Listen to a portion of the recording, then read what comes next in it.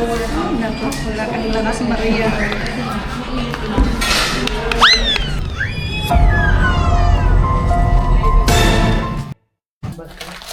Ay, oo nga.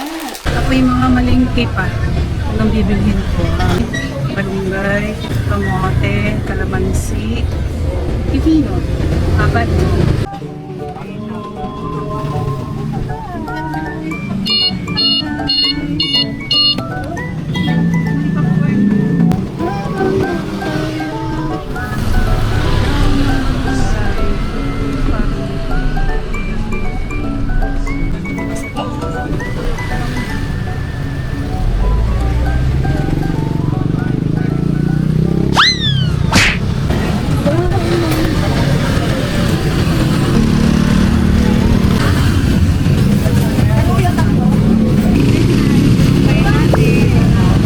Tatlo na lang, guys.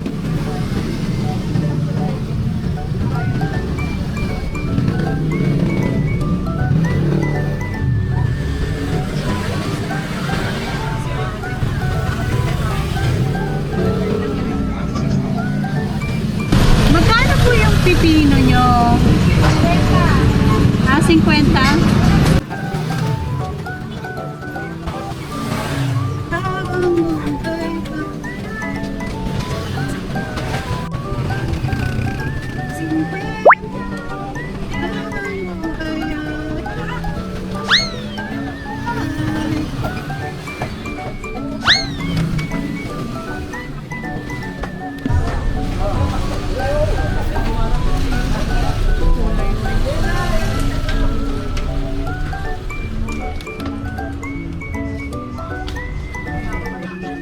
Double parking, guys. Usog tayo dito. Magkano kilo sa kalamansi? Tumpok na po. Magkano yung tumpok? 20. Meron pa doon? Meron. Ay, meron pa. Ito po ate. Thank you. Magkano kilo sa kamatis nyo? Kamatis pa. Patingin nga po. 70. Magkano? 17? 17? 7. Ito, may 20 ako.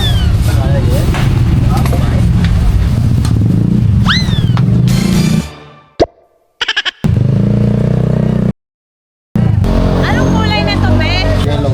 White? Hello sa loob.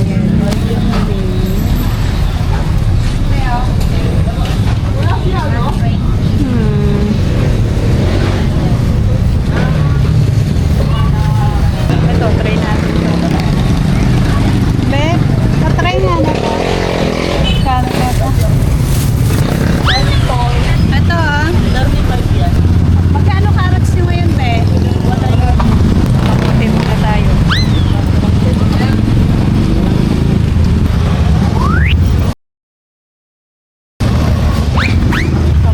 Walang carrots. Kamote muna, be. Traffic na! May sakyan! Uy, ang lalim na ito.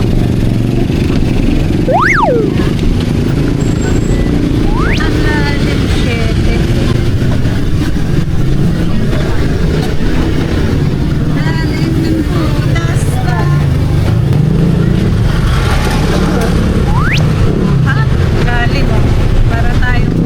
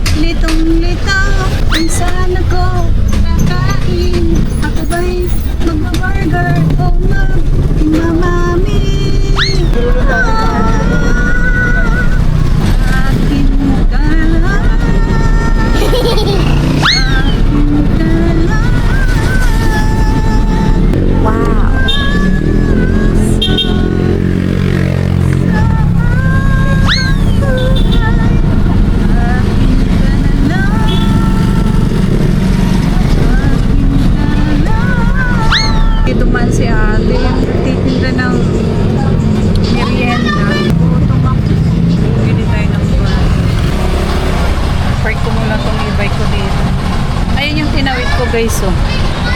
Pababa siya. Patarik. Yan. Hindi ko yan sa bikutan.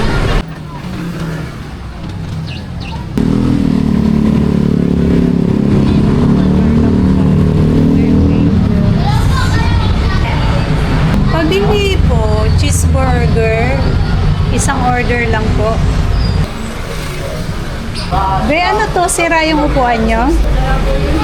Opo, sana tayo. Sira na yung binalutan ng plastic. Ay. Yung si tatay, oh, yung binilang ko ng saging.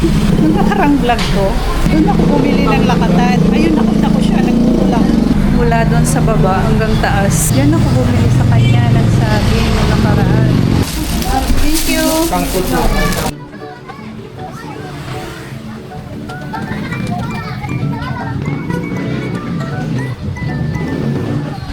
Kuya, magkano lakatan mo? Ako din yung bumili ng nakaraan. Wala na naman yan. Ayan si Kuya. Bumili kaya ako ng lemonade. Ay, push.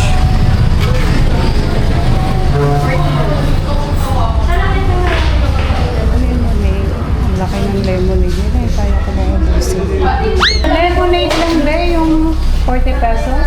Fresh lemonade per time. Yan lang. Okay, no? Number natin, 166. Ang laki ng lemon. Nakaraan, nag-try din ako dito eh. Halos hindi ko maubos yung lemon din na laki.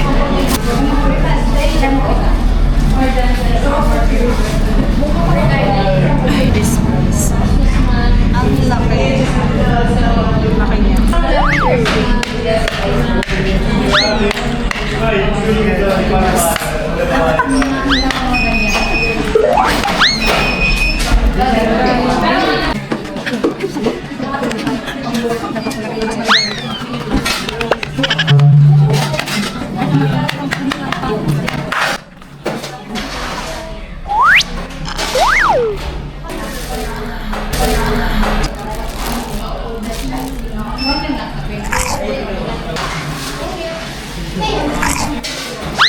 Masarap ang pagkain pag gutom.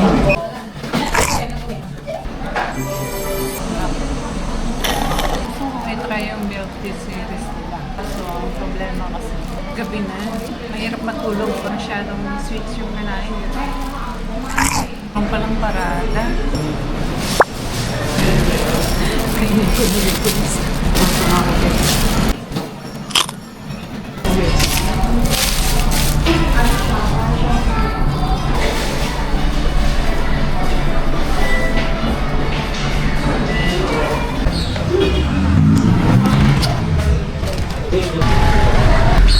Ayan yung parada guys.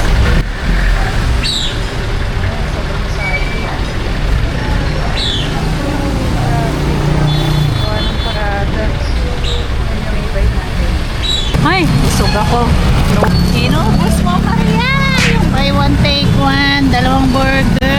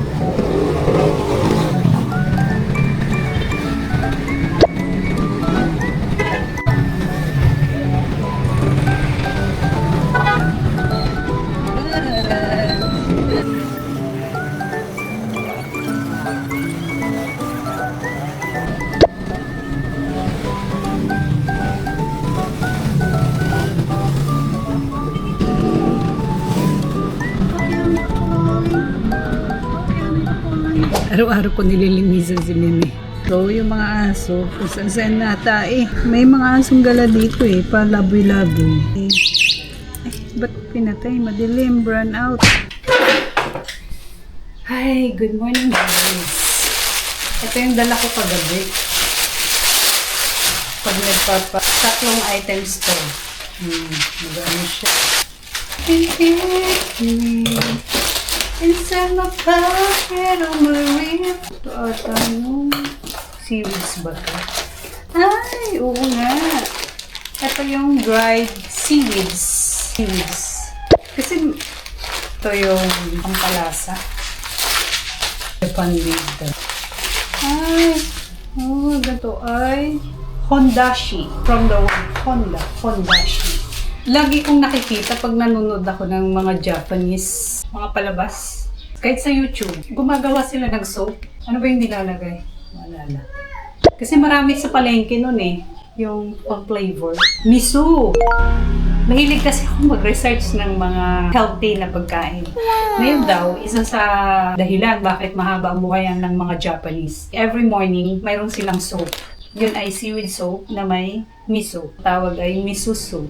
Ewan ko ano tawag sa seaweeds na to. Nilagay mo siya nag-e-expand. I-search natin kung ano pangalan ng seaweeds. Kasi Let's make miso soup that takes less than 10 minutes to make and perfect for this cold weather. lalagyan pala ng tofu. Ayun, nilagay na yung tofu. Wakame. Ito ay wakame seaweeds. Malay nyo, abutin tayo ng 98, 100. Ito daw, yung miso soup, malaking tulong yun para sa longevity ng mga Japanese. Kasi ang mga Japanese ang pinapag-aralan ng mga eksperto bakit mahabang buhay nila.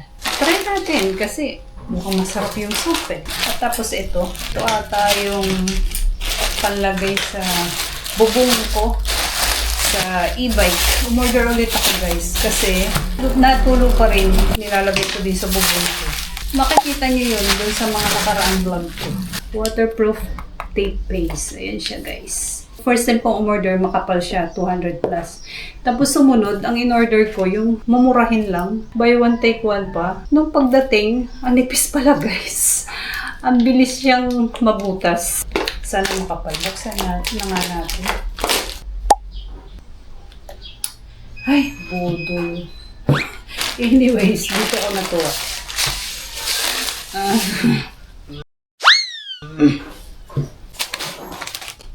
Susubukan natin lutuin to sa mga susunod na araw. Kaya lasa. Bibili pa ako ng miso sa palengke. Don't forget to like, comment, and share. Subscribe na rin po. Thank you for watching. Bye!